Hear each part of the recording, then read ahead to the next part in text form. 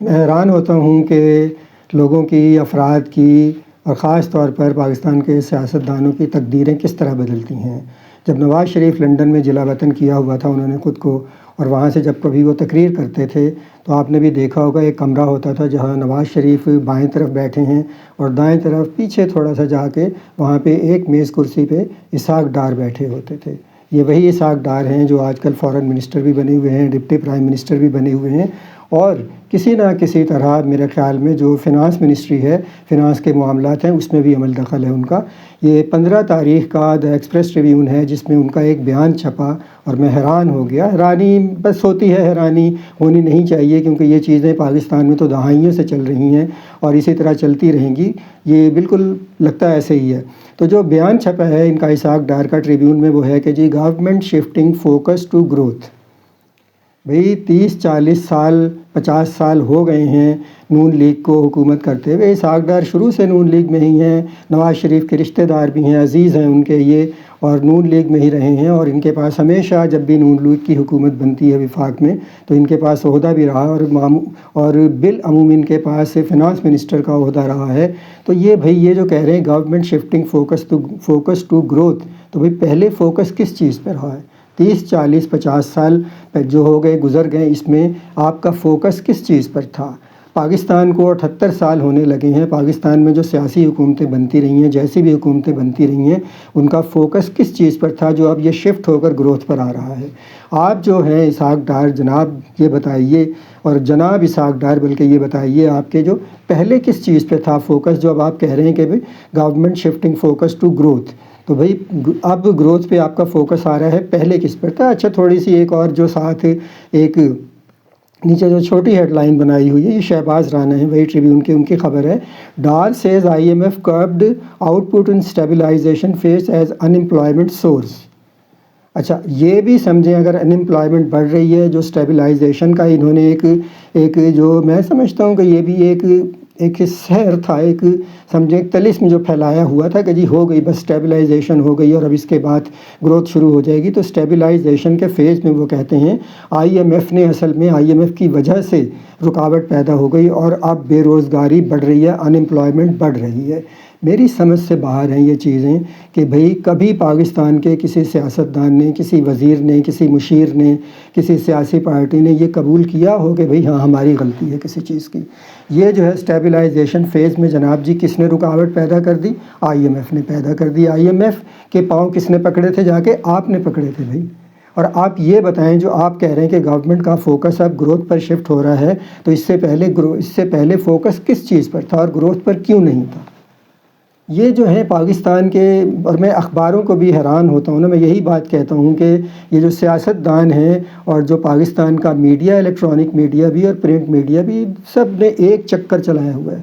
یہ ریاستی اشرافیہ کا ایک دائرہ ہے جس میں یہ لوگوں کو گھمائے جا رہے ہیں، اور یہ آج اس طرح کی خبر بنی ہے، کل تھوڑا سا بدل کے خبر بن جائے گی، پھر کچھ اور خبر بن جائے گی، اب ہم نے یہ کر دیا، اب یہ ہو جائے گا، اب یہ کرنے جا رہے ہیں، اب وہ کرنے جا رہے ہیں، بس یہی کچھ ہوتا رہے گا۔ اچھا مجھے ایک چیز یاد آتی ہے، یہ میرا خیال ہے تقریباً 2-3 دہائیوں پہلے کی تو بات ہے کہ جب اردو ڈائجسٹ اور سیارہ ڈائجسٹ نکلا کرتے تھے اور بہت معیاری قسم کے یہ جریدے ہوتے تھے اور ان میں بہت اچھی چیزیں چھپا کرتی تھیں، اور میں سمجھتا ہوں کہ جو میری ٹریننگ ہوئی ہے اس میں ایک طرح سے سیارہ ڈائجسٹ اور اردو ڈائجسٹ کی مطالعے کا بھی حصہ ہے۔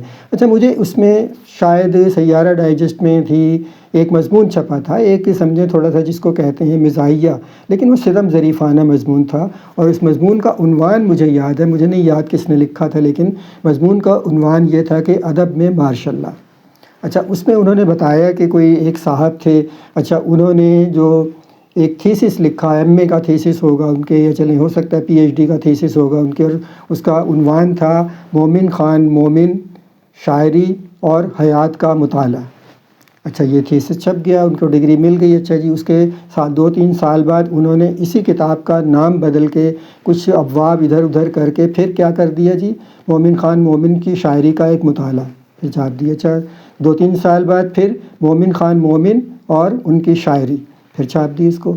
اچھا پھر جی 2-3 سال بعد مومن خان مومن کی شاعری ایک جائزہ، پھر 2-3 سال بعد مومن خان مومن کی شاعری، حیات اور ان کی شاعری کا تنقیدی جائزہ۔